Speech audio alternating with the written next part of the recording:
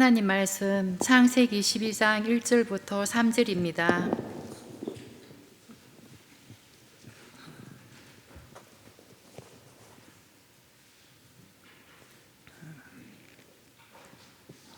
여호와께서 아브라함에게 이르시되 너는 너의 고향과 친척과 아버지의 집을 떠나 내가 내게 보여줄 땅으로 가라. 내가 너로 큰 민족을 이루고 내게 복을 주어 내 이름을 창대하게 하리니 너는 복이 될지라. 너를 축복하는 자에게는 내가 복을 내리고 너를 저주하는 자에게는 내가 저주하리니 땅의 모든 족속이 너로 말미암아 복을 얻을 것이라 하신지라. 아멘. 선교위원회 헌신 예배를 위해서 귀한 강사님을 모셨습니다. GMS 사무총장을 역임하신 전철영 선교사님을 모셨는데 이 시간 귀한 말씀으로 또 선교의 열정들을 다시 한 번 더 깨울 수 있는 이 시간이 되어지기를 바라봅니다. 강사님 나오실 때 큰 박수로 맞이하도록 하겠습니다.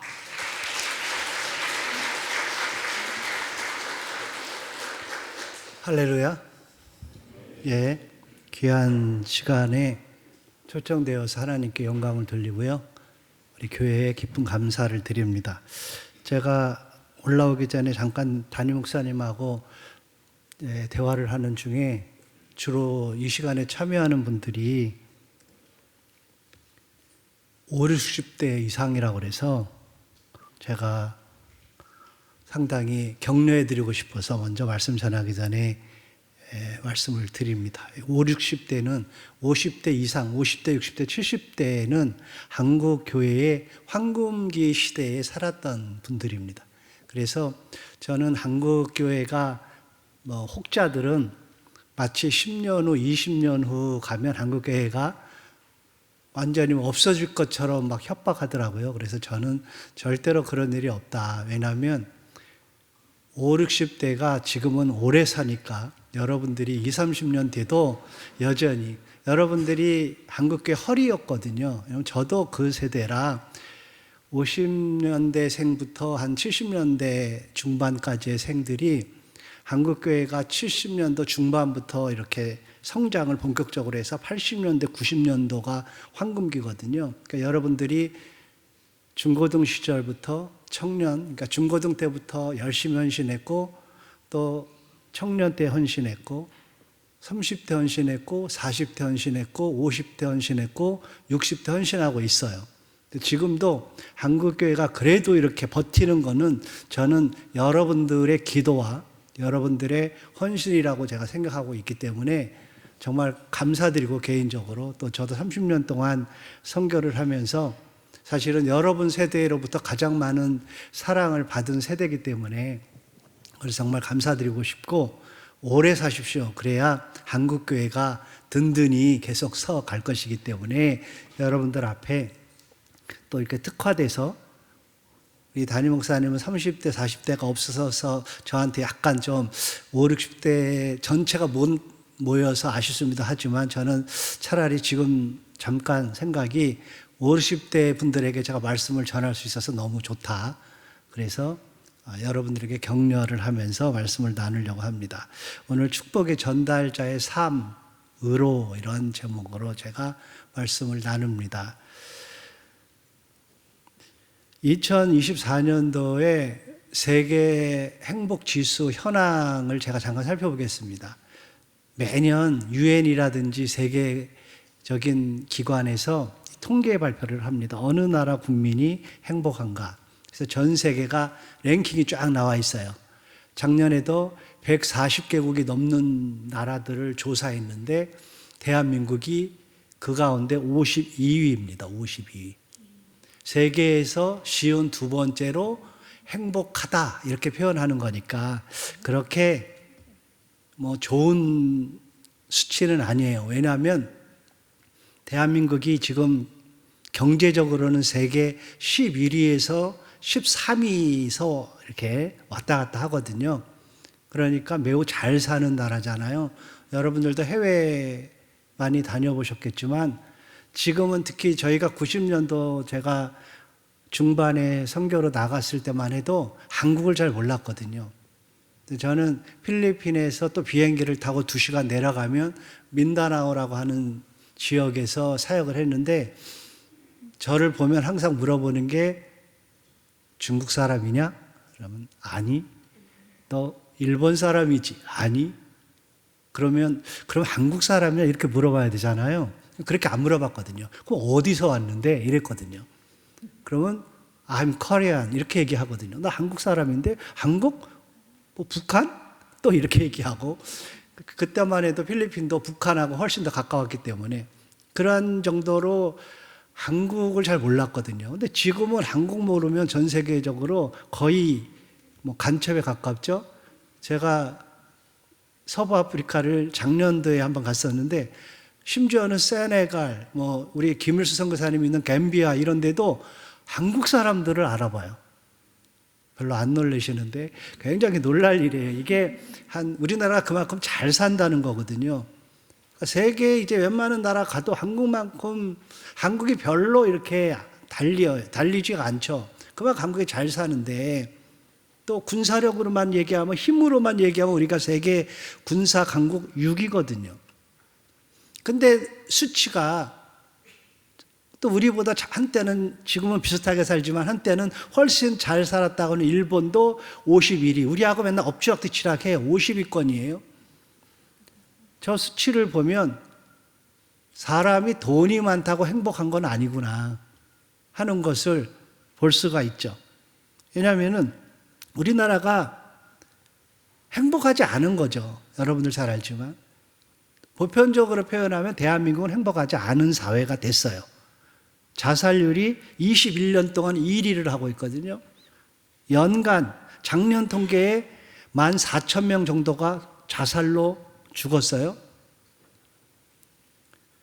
자살을 시도한 사람까지 하면 거의 10만 명 정도 돼요. 10만 명. 그러니까 웬만하면 자살 시도한 사람이 많고 지금은 자살한 사람이 계속 줄지 않고 대한민국이 연 10,000명 이상이 계속 자살로 죽어가고 있죠. 저 숫자가 실감이 잘 나지 않지만 하루에 거의 40명 가까이 되는 거예요. 37, 8명 정도가 자살로 죽어요. 그만큼 어렵다는 거죠. 저희 어렸을 때만 해도 정말 먹고 살기 힘든 세대를 저희들이 사는 사람들인데 저희 때도 굶어서 죽은 사람은 간혹 있을지 몰랐겠지만 가난하다고 자살한 사람은 별로 없잖아요.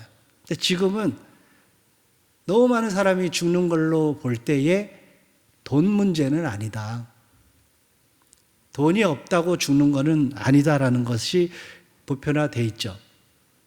그래서 실제로 보면 고독사도 한 3,700명이 1년 동안 죽고 있고 우울 지수는 우울 지수가 굉장히 우리가 높은데 우울증 치료를 받거나 약을 먹거나 치료받아야 될 사람이 추산이 지금 한 500만 명 정도 됩니다. 그러니까 저희가 10사람 중에 1명은 거의 우울증 치료를 하거나 굉장한 디프레스에 정신질환을 받고 있죠. 이것이 우리나라의 현실이에요. 근데 제가 선교 현장을 전 세계에 이제 지난 6년 동안 대부분의 나라를 다녀보니까 선교사님들도 행복하지 않은 선교사님들이 너무 많아서 제가 안타까워서 선교사님들이 행복해야 될 텐데 사역자가 행복하지 않고 사역을 한다? 야, 이거 참 그 선교사님도 걱정되고 그렇게 행복하지 않은 그 가정도 걱정되고 그렇게 행복하지 않은 분들이 사역하는 그 대상자들도 불쌍하고 그런 거예요. 제가 왜 이런 얘기를 서두로 하냐면 여러분들 오늘 주일 오후에 앉으셨는데 여러분들은 행복합니까? 그 답은 자신만이 알죠. 자신만이. 교회에 다니니까 교회 와서는 행복한 것처럼 아무 일 없었던 것처럼 우리가 웃을 수 있지만 자신은 알잖아요. 그러면 제가 왜 이 말씀을 드리냐면 행복하지 않은 그리스도인 많은 생각을 하게 되죠. 그리스도는 행복하지 않다 하는 것은 정말 큰 문제인 것 같아요. 지금 최근에 우리나라도 뭐 연예인도 계속 자살하고 있고 그러는데 연예인들 통계도 그 가운데 상당수는 크리스찬들이 있거든요.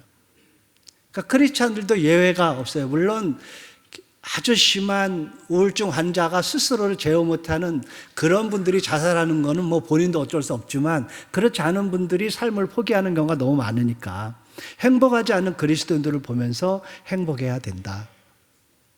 그것을 제가 말씀을 드리는 거죠. 정상적인 크리스찬이라면, 정상적으로 내가 하나님의 백성이고 내가 하나님의 자녀로 세상을 살아가는 사람이라면 당연히 우리는 행복해야 된다.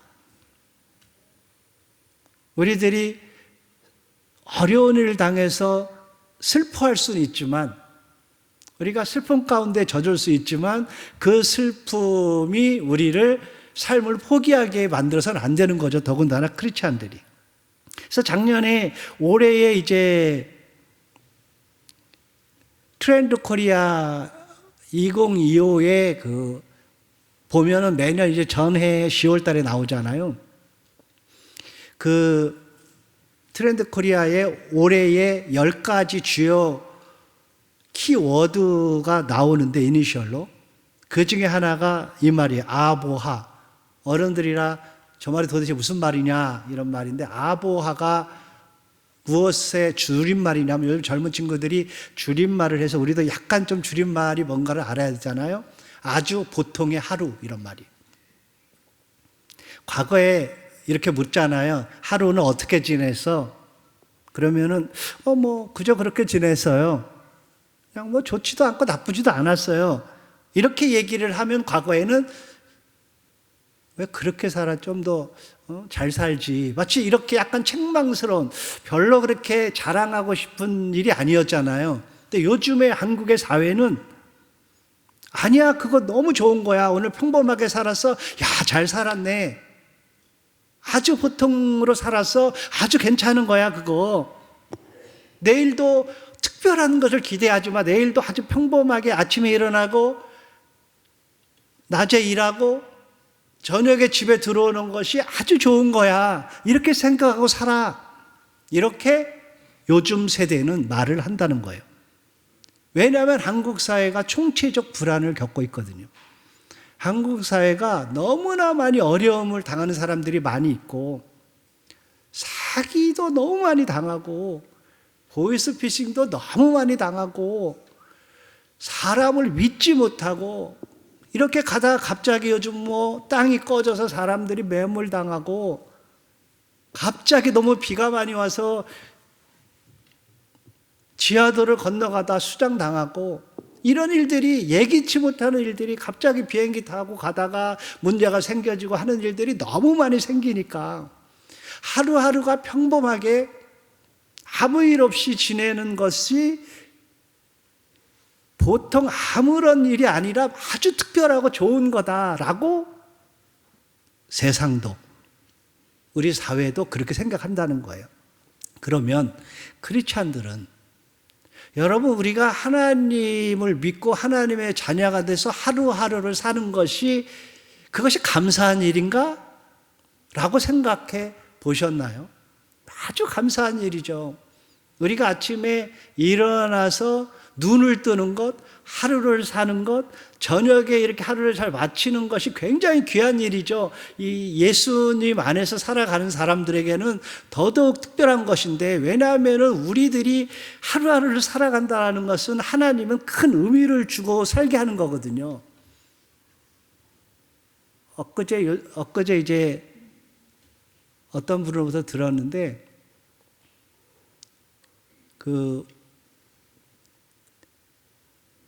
과학자, 그러니까 이 과학자면서 진화론을 잘 연구하는 이 분이 이제 잠깐 이렇게 인터뷰한 거가 최근에 이렇게 화제가 돼서 여러 사람이 보는데 거기에 보면 그분이 크리스찬들이 자기가 이제 교회는 다니는데 실제로 본인 입으로 자기는 교회는 계속 왔는데 하나를 믿는 사람이 아니다. 왜냐하면 자기는 진화론자니까, 진화론을 연구하는 과학자가 하나를 믿으니까 뭐 본인 스스로도 이게 잘 안 맞았는지 자기는 믿지는 않는다. 그러나 교회는 다니다 이렇게 표현을 해요. 그러니까 그분이 이렇게 교회를 나오면서 크리스찬들이 어떻게 살아가는가, 이거를 이제 자세히 본 거잖아요. 자세히 봤는데 크리스찬들이, 진짜 크리스찬들과 뭐 자기가 볼 때 형식적인 크리스찬들의 차이가 뭐냐면은, 그런 삶에서 어려움을 당하고 힘든 일을 겪을 때 보인다는 거죠. 힘든 일과 어려운 일을 겪을 때 진짜들은 그것을 극복하는 것, 기도하면서 견디는 것, 참아내는 것, 이겨내는 것이 보여지는 거고, 형식적인 크리스찬들은 그때 가면 다 이제 무너진다라는 거죠. 그러니까 내가 하나님의 자녀로 살아간다는 것이 분명 세상 사람들이 볼 때는 다른 거죠. 그 사람이 한 말 중에 이 말을 제가 하고 싶어서 하는 거예요. 뭐냐면은, 그분이 그 인터뷰 하는 사람이 물었거든요. 우리 박사님은 인생에 사는 의미, 인생에 사는 목적이 뭐라고 생각합니까? 그랬더니, 나 그런 거 없습니다. 이렇게. 뭐 사람이 무슨 목적이 있겠습니까? 그냥 이렇게 흘러가는 데 살다가 가는 거죠. 지나는 것처럼 이렇게 자연적으로 이렇게 가면서 사는 거지, 나는 아무런 목적과 의미가 없습니다. 이런 말을 표현했거든요. 그런데 믿는 사람들은 하루하루 사는 것이 단순히 내가 갖고 있는 삶이 연장되는 것이 아니라 사실은 굉장한 의미가 있고 가치가 있고 목적이 있다라는 사실을 우리가 기억해야 되는 거죠. 제가 오늘 말씀을 이제 나누려고 하는데요. 축복의 전달자의 삶으로. 오늘 본문은 너무 귀한 말씀이에요. 왜냐하면 성경 전체를 이해하는데 본문은 우리가 반드시 알아야 될 부분이거든요. 성경은 누구의 이야기냐면 하나님의 이야기예요. 사실은 우리가 뭐 성경 안에 많은 수없이 많은 인물들이 있지만 귀한 인물들을 이야기하는 것처럼 보여도 성경은 성경에 나오는 위대한 인물들을 나열하는 게 아니라 하나님의 이야기가 성경에 써 있어요. 조금 더 느리면 하나님의 사랑 이야기, 하나님의 인류에 대한 사랑 이야기가 쓰여 있거든요. 하나님이 인류를 얼마만큼 사랑하는지가 보여지고 있고, 또 그 사랑한 이유가 뭐고, 그런 사랑한 인류로부터 하나님이 원하시는 것이 무엇인가, 이것이 기술되어 있거든요. 그래서 성경 전체의 플롯이 하나님의 사랑 이야기가 이렇게 흘러가고 있어요. 성경을 전체적으로 내용을 볼 때 하나님의 이야기를 딱 둘로 나누어 본다면 구약과 신약으로 나누지 않고 창세기 1장에서 11장까지의 내용과 창세기 12장에서부터 계시록까지 내용으로 나누어져요. 그래서 창세기 12장을 시작하는 이 아브라함의 시작 이야기는 너무나도 중요하죠. 성경 전체를 이해하는데. 여러분 잘 아는 대로 창세기 1장에서 11장까지는 짧지만 엄청난 이야기들이 들어있습니다. 창조의 이야기가 나오고요. 인류가 어떻게 시작되는지 나오고요. 인류가 왜 이렇게 타락해서 살아가는지가 나오고요. 처음으로 하나님이 인류에 대한 심판이 나오고, 또 바벨탑 사건이 나오고, 마치 전반적인 우리 기독교 교회 이야기, 크리스찬들의 이야기가 아니라 일반 사회의 마치 우주적인 이야기를 그 11장에 함축되어서 기록하고 있죠. 하나님 그거부터 이렇게 쫙 써내려 가면서 갑자기 그러한 우주적인 이야기를 하다가 창세기 12장에 들어서면서부터 갑자기 한 사람에게 주목해요. 지역으로 말하면 고대 근동 지방으로 집중을 하죠. 마치 줌을 우리가 연상해 보면 될 것 같은데요. 큰 우주를 보다가 지구를 보다가 계속 좁혀서 고대 근동 이스라엘 지역, 그 옆에 있는 아랍 지역으로 판을 좁히시죠. 그러면서 하나님이 처음으로 한 사람에게 주목을 합니다. 그 사람이 누구냐면 아브라함이에요. 오늘 본문에 보면 여호와께서 아브라함에게 이르시되 하면서 고대 근동의 갈대아 우르에서 사는 이 아브라함을 부르시면서 말씀을 하는 게 오늘 본문의 내용이죠. 그리고 오늘 제가 박스에 보니까 주여 요 말이죠. 그 위에 말씀은 너는 너의 본토 친척 아비 집을 떠나 내가 내게 지시할 땅으로 가라. 내가 너를 큰 민족을 이루고 내게 복을 주어 내 이름을 창대케 하리니 너는 복이 될 것이다. 너를 축복하는 자에게 내가 복을 내리고 너를 저주하는 자에게는 내가 저주하리니 땅의 모든 민족이 너를 인하여 복을 얻을 것이다.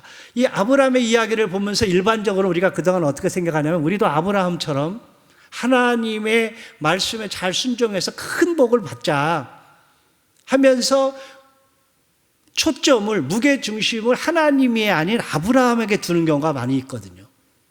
그래서 아브라함이 우리가 마치 믿음의 이렇게 모델처럼 그런 이야기가 전혀 담겨져 없지는 않지만 그런 것이 부분적으로 있지만 실제적으로 이 말씀을 가만히 들여다보면 하나님이 중심이에요. 좀 하나님이 말씀하시고 하나님이 명령하시고 하나님이 복을 주는 거죠. 아브라함에게. 아브라함의 역할은 하나도 없어요. 여기에 아브라함의 역할은 지시할 땅으로 가라. 물론 4절에 아브라함이 그 말씀을 듣고 떠나기는 하지만 떠나기 전까지 일방적으로 하나님이 아브라함을 선포하는 거죠. 그래서 실제로 여기에 내가 또 내 이름을 내가 너를 축복하고 너를 저주하고 하면서 모든 주체자가 하나님임을 강조하고 있죠. 영어로는 훨씬 이게 강해요. 강한 의지적 표현으로 I will 하면서 내가 뭘 하겠다 하면서 하나님이 하시고자 하는 계획과 목적을 명확하게 보여주죠. 그 하시고자 하는 목적이 뭐냐면 첫째는 이 복을 잘 우리가 나눠보면 좋은데요. 위에 있는 큰 박스의 내용은 내게 복을 주어 이 말이에요. 하나님이 아브라함의 복을 주겠다 이 말이죠. 그 밑에 복은 약간 달라요. 하나님이 아브라함을 통해서 혹은 아브라함으로 인해서 복을 얻을 것이다. 누가? 땅의 모든 민족이. 하나님이 아브라함을 선택하시면서 하나님을 부르시죠.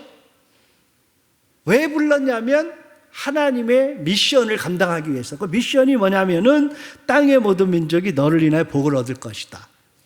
하나님이 아브라함에게 복을 주는 것이 목표가 아니고 그것을 넘는 거죠. 하나님이 아브라함을 넘어서 세상에 하고자 하는 일을 지금 아브라함에게 마치 사명을 주는 거죠. 미션. 그것이 이제 영어로는 미션이고 우리로는 사명이라는 거예요. 그러니까 선교라는 것이 오늘 선교헌신 예배인데 사실은 선교라는 것을 우리가 묵상하면서 가장 중요하게 여길 것이 뭐냐면 선교는 사실은 누가 하는 거냐면 하나님이 하시는 거죠. 하나님의 선교. 교회와 저와 여러분들은 사실은 뭐냐면은 도구죠. 누구의 도구냐면 하나님의 도구죠. 하나님이 쓰시는 거죠. 미션을 주도하시는 분, 이끄시는 분은 100% 하나님이죠. 하나님이 아브라함을 부르면서 아브라함의 시선이 하나님의 시선이 아브라함에 있는 게 아니고 아브라함을 넘어서 있는 거죠. 우리가 꼭 기억해야 될 것이 뭐냐면 하나님의 시선이 교회를 바라본다고 생각하지만 교회를 넘어서 교회의 사명에 더 관심이 많으시죠. 하나님이 저와 여러분들을 바라보는 것에 그치지 않고 그것을 넘어서 훨씬 더 그것을 지나는 거죠. 마치 에스더의 이야기처럼.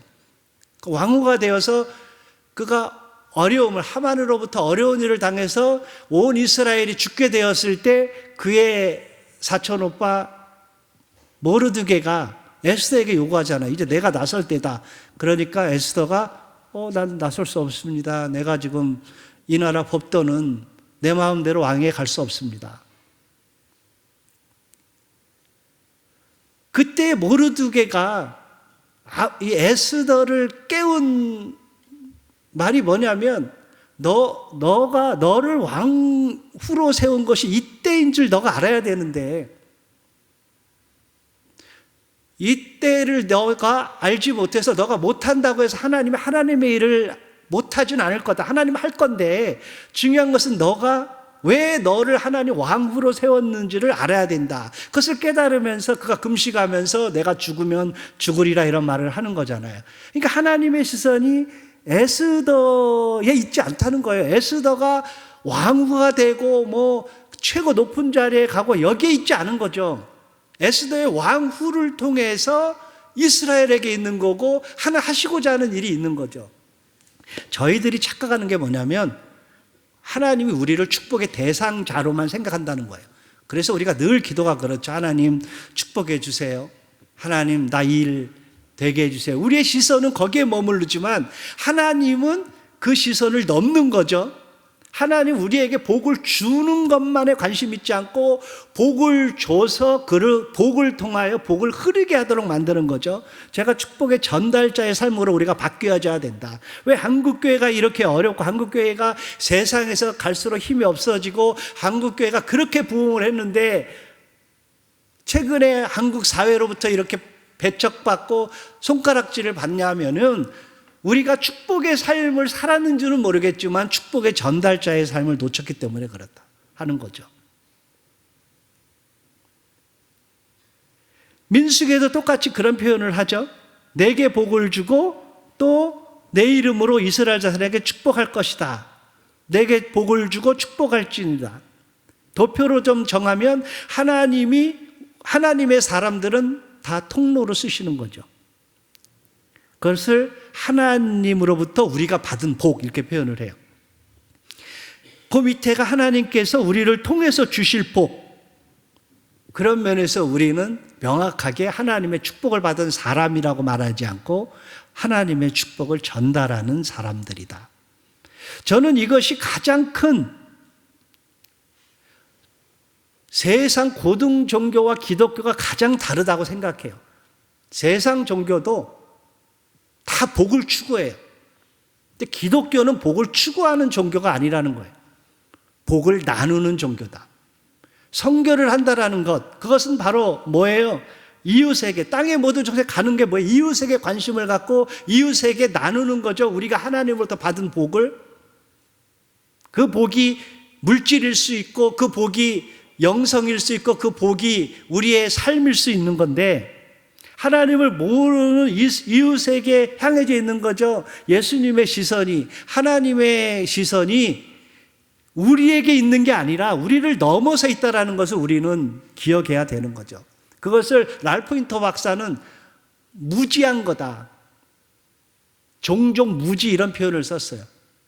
우리들이 세상에 대해서 관심 없는 것, 크리스찬들이 교회를 모이는 것까지는 잘했는데 모인 이후에 우리 안에서만 놀고 바깥에 관심 없는 것이 세상에 대한 무지함이다.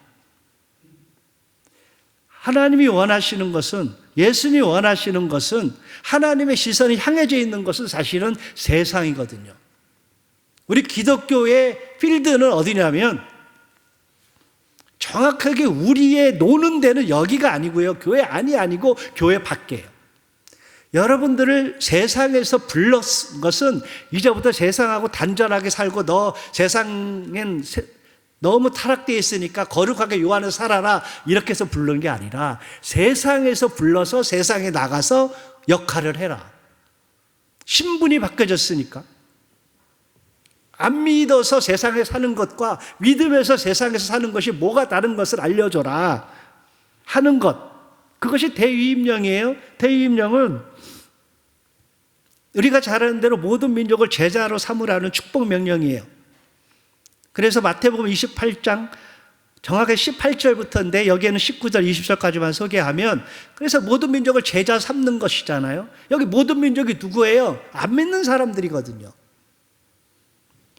선교를 한다라는 것, 전도를 한다라는 것은요, 사실은 뭐 복음을 전해서 교회로 사람들을 끌어오는 것은 결과물이지 그것이 추구하는 것은 아니에요. 추구하는 것은 뭐냐면 첫째는 우리들에게 있는 거예요. 우리가 복을 전달할 기회를 우리가 갖는 거죠.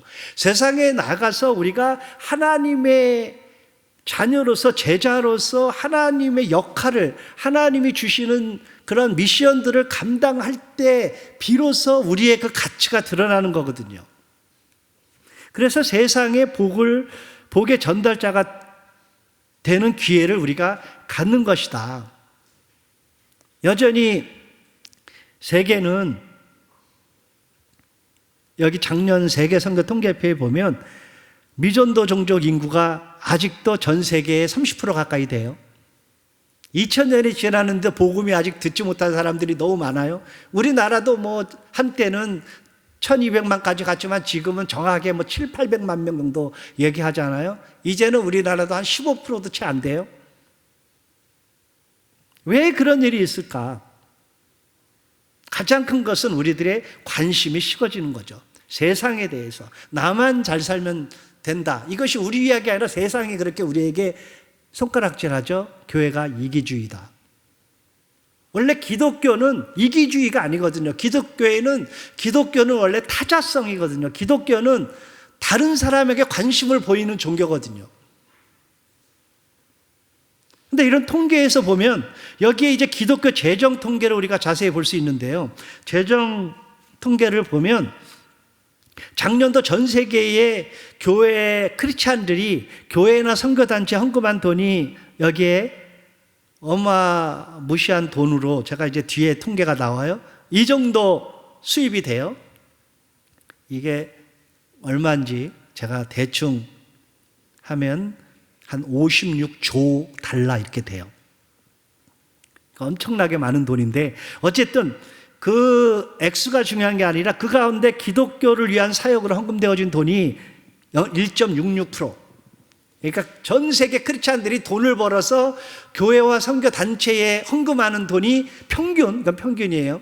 2%가 안 돼요. 그 가운데 해외 선교에 사용한 돈은 1.66에서 5.7%예요. 그러니까 제가 이렇게 좀 더 간단하게 나열하면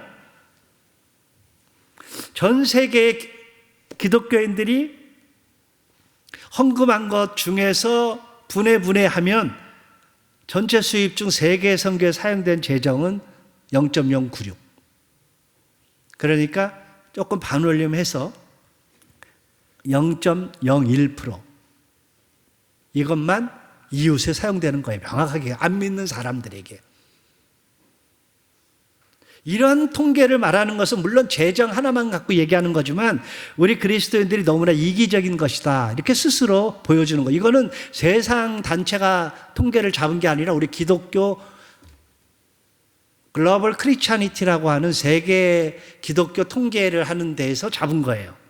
이걸로 보면 우리 기독교가 얼마나 관심 있을 곳에 무관심하고 있다는 것을 알려주는 거죠. 선교를 한다라는 것이 단순히 뭐 선교사 보내고 또 선교 후원금을 하는 그 정도의 차원이 아니라 우리들의 관심이 교회 바깥에 있는가? 우리들의 관심이 이웃에게 있는가? 우리가 잘 알잖아요. 대위임령은 잘 알고 대계명이 마태복음 22장에 첫째는 하나님을 사랑하고 또 둘째는 이와 같으니 내 이웃을 내 몸같이 사랑하라. 똑같이 하나님을 사랑하는 것만큼 이웃을 사랑하는 것이 이퀄 돼야 된다고, 그것이 가장 큰 계명이다. 기독교인들이 가장 명심해야 될 것이 뭐냐면 하나님 사랑하는 것만큼 세상을 사랑해야 된다. 이것을 강조하고 있는 거죠. 모든 것이 다 교회의 모든 갖고 있는 자원들을 전적으로 로스트 월드, 오른쪽 그림에 잃어버린 사람들, 잃어버린 세상을 향해서 올인해야 되는데 그렇지 않고 실제로 교회는, 성도들의 마음은 그 가운데 왼쪽에 깔때기이죠. 조금씩 그것을 로스트 월드에 겨우 내는 이러한 상황에 있다 하는 겁니다. 사랑하는 성도 여러분, 제가 선교는 하나님의 일이라고 했습니다. 우리의 일이 아니고 하나님이 하시는 일입니다. 어쩌면 그런 면에서 선교는 하나님의 소명에 대한 응답이에요. 우리들이 어떻게 살아야 되는지, 우리들이 왜 이 땅에 살아야 되는지에 대한 표현, 응답이 바로 선교하는 거예요. 세상에서 그리스도인 삶의 기능을 우리 예수님이 명확하게 산상수훈에서 얘기했죠. 너희는 세상의 빛이다. 너희는 세상의 소금이다. 이 말은 뭐냐면 간혹 우리가 오해할 수 있는 너희는 세상의 빛이 되라, 소금이 되라 이런 말이 아니라 빛이다라고 정체성을 알려줬거든요. 세상 속에서 역할을 하라 하는 거죠. 오늘 설교에 맞춘다면 세상 속에서 축복의 전달자의 삶을 살아야 된다 하는 거예요. 빛과 소금이라는 건 세상에서의 영향력을 말하고 있는 거예요. 저와 여러분들이 하나님이 부르신 다음에 아브라함처럼 사실 우리에게 엄청난 영향력을 줬죠. 세상 속에서. 중요한 건 뭐예요? 세상 속에서 내가 정체성을 회복하는 거예요. 하나님의 백성이다. 내가 사는 것은 내가 사는 게 아니라 내 안에 그리스도가 사는 것이다라는 갈라디아서 2장 20절에 사도 바울의 정체성이 우리에게 있어야 되는 거죠. 나는 하나님의 자녀다. 내가 내일부터 이제 세상에 나가 살 때는 하나님의 자녀로서 사는 거다라는 이 정체성이 분명해야 되는 거죠. 그러면 하나님의 백성이 세상에서 살아갈 때 주시는 그 복을 누리고 하나님이 그 사람을 통해서 하시고자 하는 일을 우리 눈으로 보게 되는 거죠. 그것이 소명을 이루는 사명인 거죠. 1907년 대한여수가 우리 합동교단의 총회가 시작되기 전에 동로회를 하면서 한국교회가 처음 시작하면서 이런 결의를 했어요. 선교하지 않으면 진정한 장로교회가 아니다. 모든 장로교회는 선교회며 모든 장로교회는 선교회 평생회원이다. 저는 이 문기가 한국교회를 엄청나게 살렸다고 생각해요. 이것이 교회의 정체성이에요. 선교는 여러분 가운데 오늘 몇 사람만 하는 것을 원하는 게 아니라 하나님이 우리를 각각을 부르셨기 때문에 우리 각각이 하나님에 대해서 응답을 해야 하는 것이 선교라는 거죠. 그런 면에서 그리스도인들에게 선교는 광신적인 소수만이 선택하는 가외의 것이 아니고 그리스도인 모두가 해야 하는 일이다. 그리스도 안에서 누군지, 왜 그리스도 안에서 우리가 살아가는지를 묘사하는 것이다. 패트릭 존슨턴이 진정한 성경적 교회가 뭐냐라고 말을 하면서 이 말을 했습니다. 제가 오늘 말씀을 마치려고 합니다. 우리 크리스찬이 돼서 내가 하나님을 믿은 다음에 두 가지 중에 하나의 삶을 우리는 살게 됩니다. 하나는 여전히 내가 행복을, 축복을 추구하는 자의 삶으로 남아있는가. 하나님, 나 복받게 우리 자녀 잘 되게 해주세요. 나 이 꿈이 있어요. 이 꿈 이뤄야 내가 선교하잖아요. 하면서 마치 내가 무엇을 가져야 내가 하나님의 일을 할 것처럼 생각하는 사람은 평생 축복의 통로자의 삶을 살지 못하는 거죠. 하나님 원하시는 삶은 행복을 추구하는 자의 삶이 아니라 축복을 전달하는 자의 삶으로 살아가는 것입니다. 우리가 만약에 축복만을 한정돼서 살아가는 자라면 어쩌면 냉혹하게 우리 스스로를 되돌아본다면 우리는 이 땅에서 살 이유가 별로 없습니다. 주님 나라 가는 것이 피차 좋습니다. 피차. 이 땅에서 살아간다라는 것은 내가 하나님의 백성으로서 역할을 하기 위해서 또 우리에게 역할을 주셨기 때문에 그런 면에서 저는 우리가 살아가는 것이 너무 가치 있다고 생각하는 거예요. 그것이 내가 80이 됐든 90이 됐든 100살이 됐든 장수하는 것이 축복이 아니라 그렇게 장수하도록 하는 것은 그만큼 그 나이 때까지 하나님이 계속해서 사명을 계속 남겨줬다라는 거죠. 그런 면에서 저와 여러분들이 축복의 전달자의 삶으로 가는 것, 그것이 저는 이 선교하는 사람들의 삶의 모습이다. 이렇게 말씀을 드리면서 오늘 선교헌신 예배에 헌신하는 우리 모든 남북교회 성도 여러분들을 주님의 이름으로 축복하고 격려를 드립니다. 기도하겠습니다. 거룩하신 하나님 아버지, 주의 은혜와 사랑을 감사를 드립니다. 하나님 우리를 부르셔서 하나님의 백성으로 삼으신 것은 우리가 하나님의 복만을 추구하는 자들의 삶으로 그치는 것이 아니라 우리가 하나님의 백성으로서 세상에 나가 하나님 주신 복을 나누며 하나님의 주신 복을 전달하는 축복의 전달자의 삶으로 살기를 원한다라는 것을 우리가 깨닫습니다. 그것이 우리의 사명, 우리의 미션, 우리의 선교임을 고백합니다. 머리 숙인 우리 남북의 모든 성도님들을 축복하고 하나님 아버지 우리 살게 하는 날마다의 시간이 의미 있고 보람 있고 가치 있는 축복의 전달자의 삶을 살며 또 그렇게 삶을 마감함으로 주님 가시는 날까지 선교하는 일을 매진케 하여 주옵소서. 예수님의 이름으로 축복하며 기도드리옵나이다. 아멘.